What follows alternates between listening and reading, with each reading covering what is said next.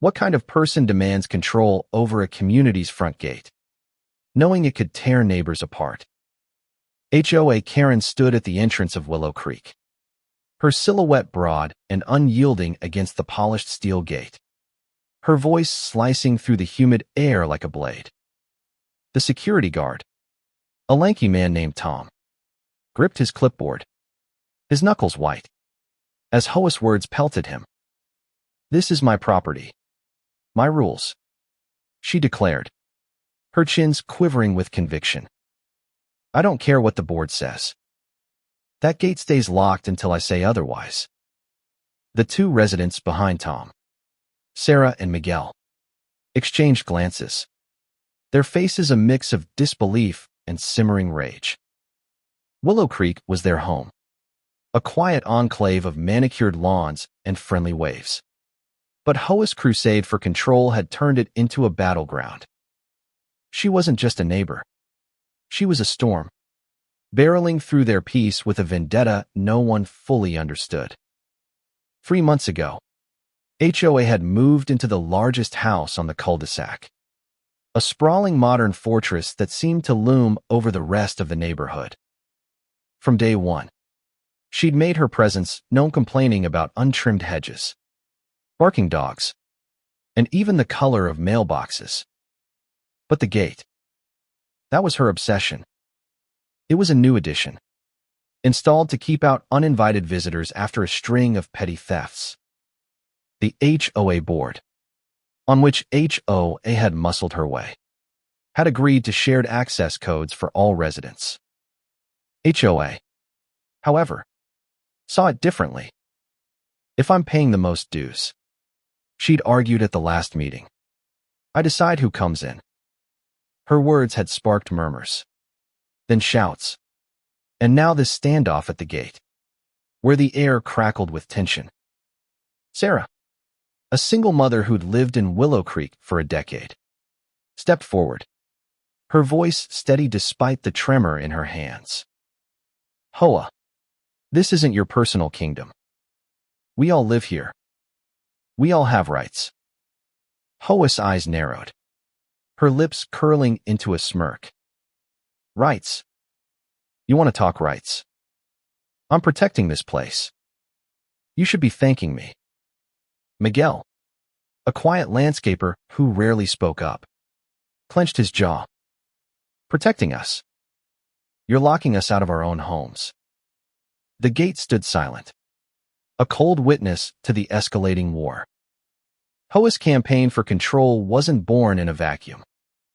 She'd come to Willow Creek with a chip on her shoulder, her wealth and sharp tongue setting her apart. But there was more to her story, whispers that floated through the neighborhood like dandelion seeds.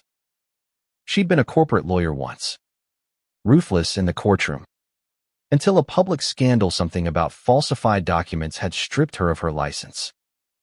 The details were murky, but the shame had followed her here, fueling her need to dominate. At first, the neighbors had tried to reason with her. Sarah had baked her a pie, hoping to soften her edges. Miguel had offered to trim her hedges for free. But HOA rebuffed them, her paranoia growing with each passing week.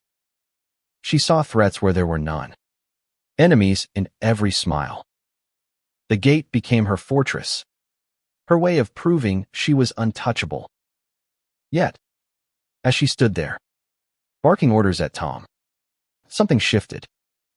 A small crowd began to gather, neighbors drawn by the commotion, their phones out, recording. HOA's face flushed, but she doubled down. "You're all ungrateful," she spat. "I'm the only one keeping this place safe." Sarah shook her head, her voice rising. "Safe? You're turning us into prisoners." The argument spiraled, words flying like shrapnel, until Tom, caught in the middle, raised his hands. "Enough. I'm calling the board president." HOA's smirk vanished. The board president, Evelyn, was a no-nonsense retiree who'd already clashed with HOA over her demands. This wasn't going to end well. Then came the twist. A moment that turned the air electric. As Tom fumbled with his radio, a sleek black car pulled up to the gate, its tinted windows gleaming under the storm clouds. The driver's door opened, and out stepped a woman no one recognized, tall, poised, with a briefcase in hand. She introduced herself as Lena, a lawyer representing the HOA's legal counsel. "Mrs. Karen," she said, her voice calm but cutting. "I've been sent to address your unauthorized control of this gate." The crowd gasped, and HOA's face went pale. Lena held up a document, its pages fluttering in the wind. "This is a cease and desist order.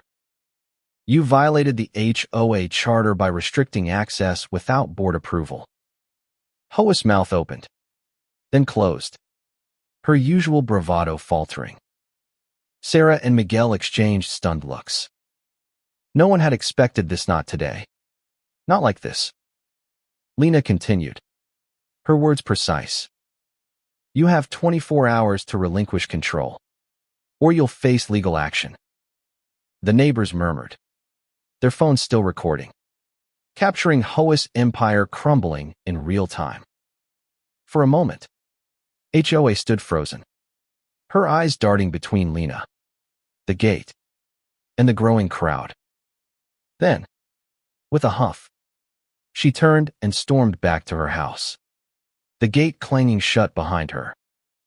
The standoff was over, but the war was far from won. The next morning, Willow Creek buzzed with a restless energy. HOA's retreat hadn't ended the conflict. It had only sharpened it. Neighbors whispered over fences, speculating about what she'd do next. Some thought she'd back down, cowed by Lena's legal threat. Others, like Sarah, weren't so sure. "She's not the type to surrender," Sarah said to Miguel as they stood outside her house, watching HOA's fortress-like home across the street. Sure enough, by noon, HOA was back at the gate, this time with a megaphone. "This isn't over," she bellowed, her voice echoing through the neighborhood. "You think you can intimidate me? This is my home, my rules."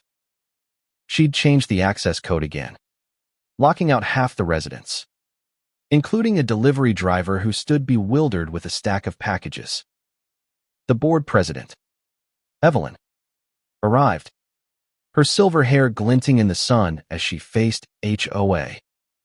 "You're digging your own grave," Evelyn warned, her voice low but firm. HOA laughed, a harsh, grating sound. "You're all weak. You need me to keep this place in line." The confrontation was a spectacle.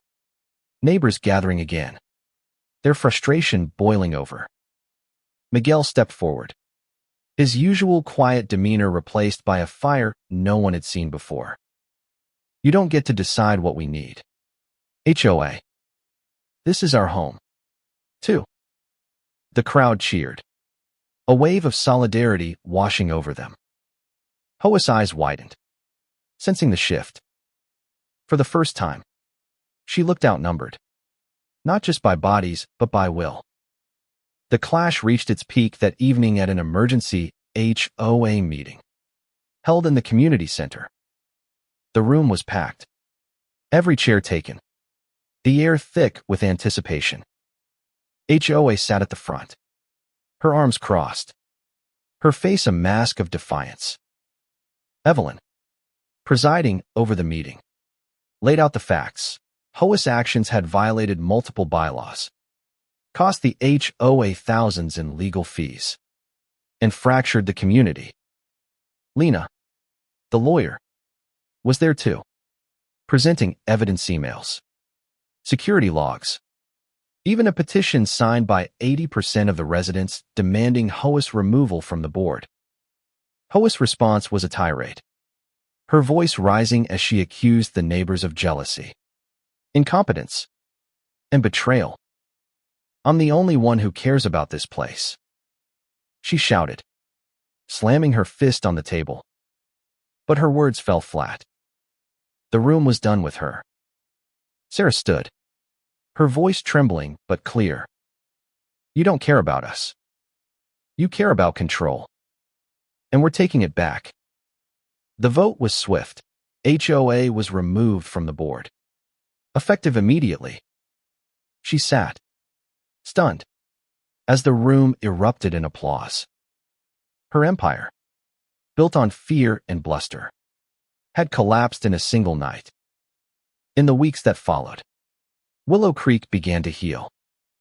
The gate's access code was reset, shared with all residents, and the neighborhood felt open again, alive with the sounds of kids playing and neighbors chatting. HOA's house grew quiet, her curtains drawn, her presence a shadow of what it had been. Some said she was planning to move, others that she was licking her wounds, plotting a comeback. But for Sarah, Miguel, and the others, the victory wasn't about HOA's defeat, it was about reclaiming their home. Sarah started a community garden, a small patch of green where neighbors could gather, plant, and talk. Miguel volunteered to maintain it, his hands in the soil, his quiet strength a reminder of what they'd fought for. At the garden's opening, Evelyn spoke, her voice warm with pride. We're not just neighbors. We're a family. And no one, not even HOA, can take that from us. The crowd nodded, their faces lit with hope. They'd faced a storm and come through stronger. Not because they'd won a battle, but because they'd remembered what it meant to stand together. HOA's demands had sparked division, but they'd also ignited something greater, a community that refused to break. As the sun set over Willow Creek, the gate stood open, a symbol not of control, but of trust. And in that trust, they found their way forward. End.